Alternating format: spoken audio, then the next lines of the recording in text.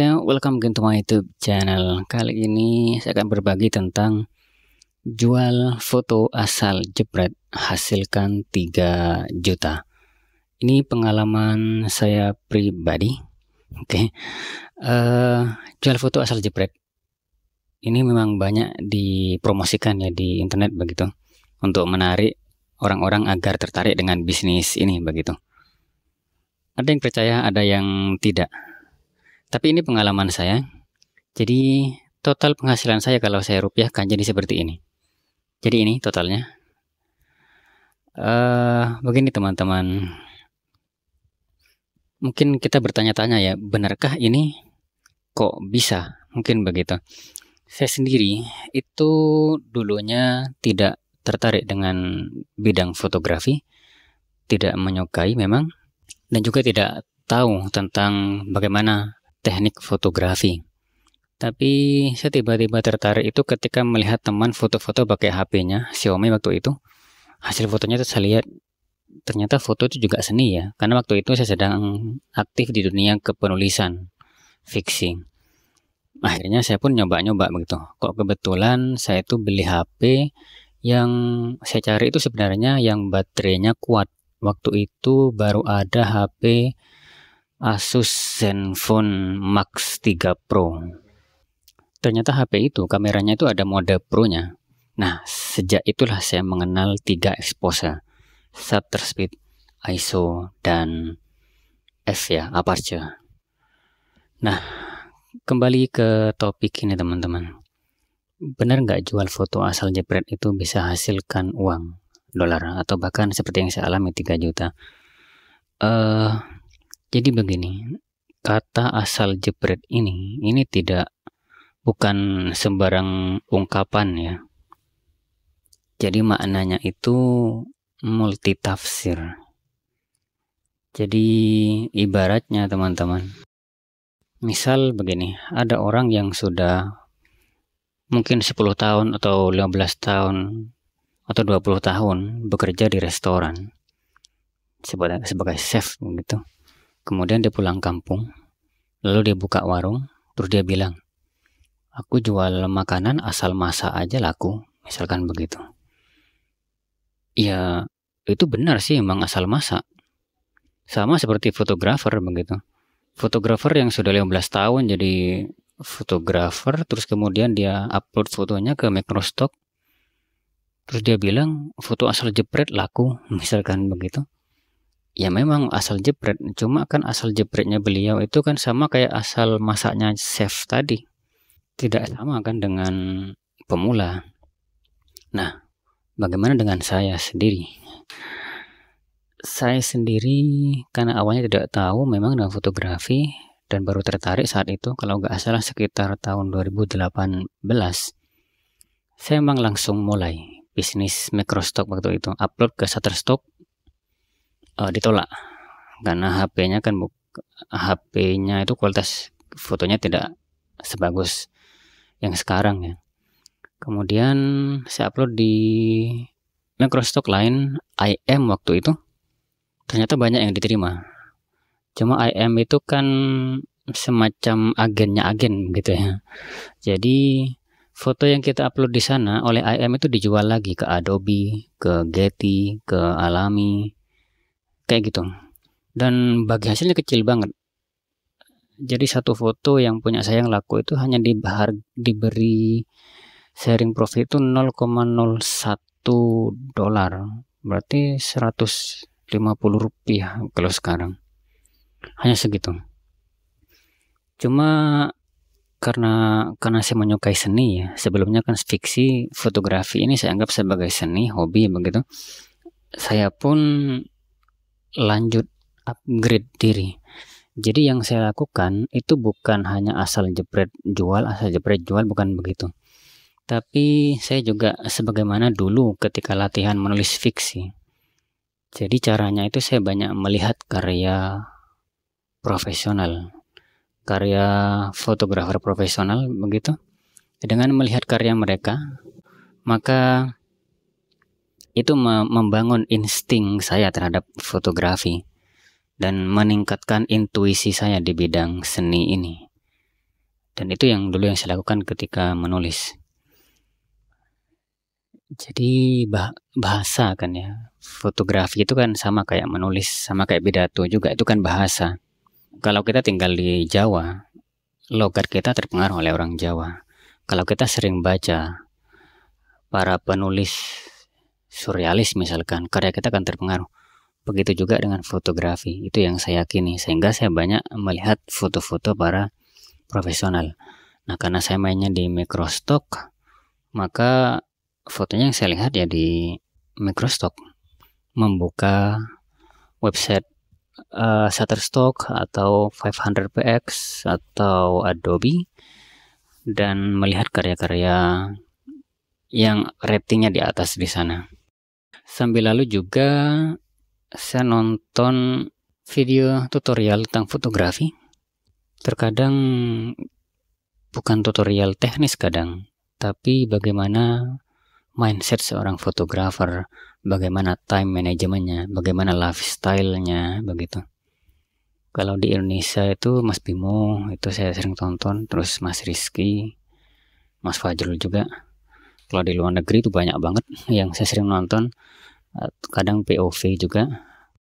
Untuk alat yang saya gunakan, dulu menggunakan HP Asus Zenfone 3 Max Pro itu masih banyak yang ditolak. Terus saya beli DSLR rusak, lensanya juga rusak karena saya nggak tahu DSLR itu seperti apa yang bagus.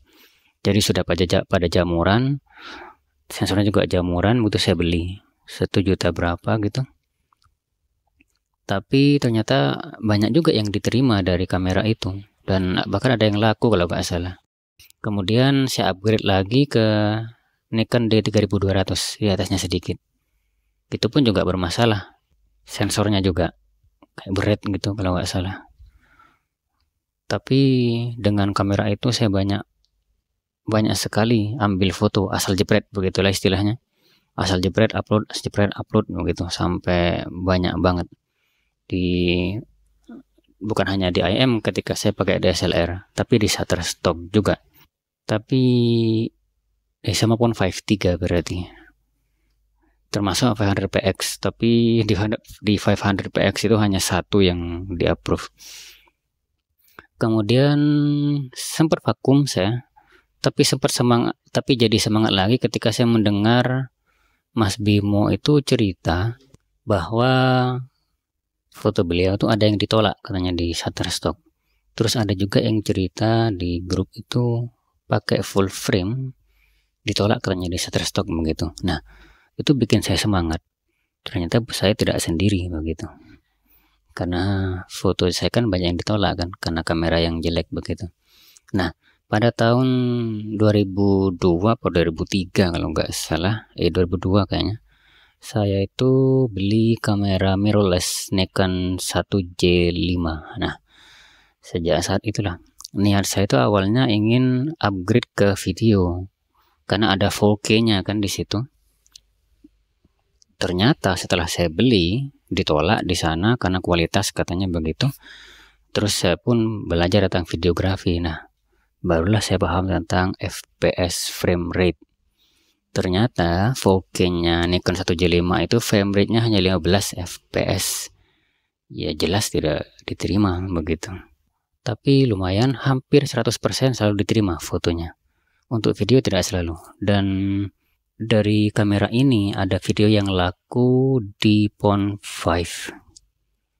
Jadi laku sebanyak $4,5 kalau nggak salah. Beberapa bulan yang lalu kamera ini saya jual. Saya beli HP Infinix Hot 30i dengan harga 1 juta berapa begitu. Nah, pakai HP inilah saya membuat video dan foto dengan kemampuan saya yang sudah meningkat di bidang fotografi dan videografi. Termasuk juga intuisi saya yang sudah meningkat juga karena seringnya melihat karya fotografer. Nah, mengenai jepretnya ya saya tetap asal jepret, tapi asal jepret ini versi saya ya. Asal jepret yang saya maksud itu ketika intuisi saya sudah meningkat karena seringnya melihat karya orang lain dan seringnya menonton tutorial, sehingga saya asal jepret dengan kondisi pemahaman yang sudah lumayan bagus ya. Pertama saya kaget itu ya, dapat penghasilan ada video awan timelapse itu di Adobe itu dihargai dengan harga $8. Ada yang $6, ada yang $5, cukup laris begitu. Bahkan ada satu yang $23.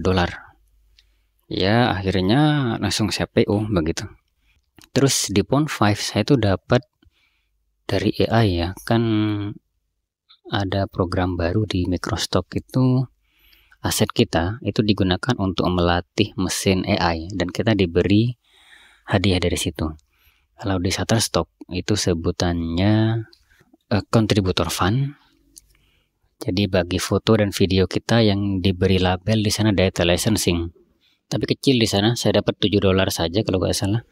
Kemudian di Pond5 itu saya dapat $29 dan saya tarik yang bawah ini 500 lebih kalau nggak salah. Ini karena kena pajak jadi terpotong. Yang berikutnya di Adobe penjualan video itu mencapai $41. Saya tariklah itu dan saya mendapatkan ini 597. Kemudian ternyata dari IM itu juga ada dari melatih mesin AI itu saya dapat $10 dan saya dapat ini 155.000. Kemudian Adobe ternyata juga memberi bonus, namanya itu Firefly bonus. Firefly bonus itu saya tarik, saya dapat $17. Jadi yang ini 253 ini. 17 kayaknya bukan 17. 14 kayaknya. Tapi ketambahan video laku di sana sehingga menjadi 17. Dan total itu dengan sedikit sisa itu ada $18. Jadi yang sebelah kiri ini total penghasilan saya sekarang. Yang paling atas ini yang di Adobe Pond5, yang ini video sama AI. Terus yang ini yang IM AI 41 ini penjualan video di Adobe. 17 ini AI yang di Adobe. Kemudian sama video juga 22,14 ini yang di Shutterstock dan belum saya tarik begitu. 12,5 ini di Adobe sampai sekarang belum saya tarik. 67 ini belum cair. Ini dari istilahnya data set earning di Pond5. 6 bulan sebelumnya itu saya dapat yang ini $29 dari AI. Nah sekarang berarti 6 bulan sekali berarti saya dapat $67. Berarti peningkatannya lumayan dari 29 menjadi $67. Ya semoga aja 6 bulan lagi 670 begitu. Ya kan lumayan, semoga aja ya. Semoga nular ke teman-teman juga. Nah, sehingga kalau saya total semua penghasilan saya ini menjadi $204,92. Kalau dirupiahkan sekarang tanggal 9 nih saya cek itu menjadi 3.196. Jadi ini penghasilan saya dengan asal jepret. Ya itu sih pengalaman saya tentang jual foto asal jepret. Jadi asal jepretnya itu ya memang asal jepret sih. Karena kan saya tidak mempertimbangkan teori ketika di lapangan. Karena saya itu bukan konseptual fotografer, tapi daily shooter ya istilahnya mungkin. Daily shooter itu maksudnya apapun yang kita temui kita foto. Ya bisa jadi nanti saya akan fokus pada satu tema. Biasanya orang itu akan fokus pada satu genre fotografi ketika dia sangat hobi di bidang itu atau genre tersebut menghasilkan banyak. Misalkan food, misalkan dia punya banyak proyek di restoran misalkan. Kalau gak salah itu kalau food itu ada yang per satu foto sekali jepret berarti itu yang 3,5 juta begitu. Itu kalau level advance ya. Ya kalau sudah segitu proyeknya kan lumayan bisa fokus di satu topik itu saja. Jadi itu sih pengalaman saya selama menjadi macrostalker ini. Jadi mulai tahun 2018 ya awalnya, tapi sempat vakum. Mulai lagi itu awal corona, yang pakai DSLR tua itu Nikon D3100 dan 3200. Kemudian sempat vakum sebentar, terus udah berkamera lagi Nikon 1J5, mulai aktif lagi dan ganti HP sekarang. Dan sekarang saya sudah beli lagi karena sudah menghasilkan kayak gini ya. Ini HP saya berarti sudah balik modal karena harga HP-nya kan hanya 1 juta. Kemudian saya beli DSLR beberapa hari yang lalu, Nikon D5200. Ya lumayan sih. Fotonya sudah ada yang diterima di Shutterstock, hampir semua kayaknya diterima. Sebagian di detail sensing. Dan saya pun mulai aktif lagi sekarang di 500px. Itu saja sharing saya teman-teman mengenai jual foto asal jepret hasilkan 3 juta ini, oke? Semoga teman-teman semua tambah sukses ya. Oke, semoga dimudahkan usahanya. Jangan lupa upgrade terus skillnya. Sekian, assalamualaikum warahmatullahi wabarakatuh.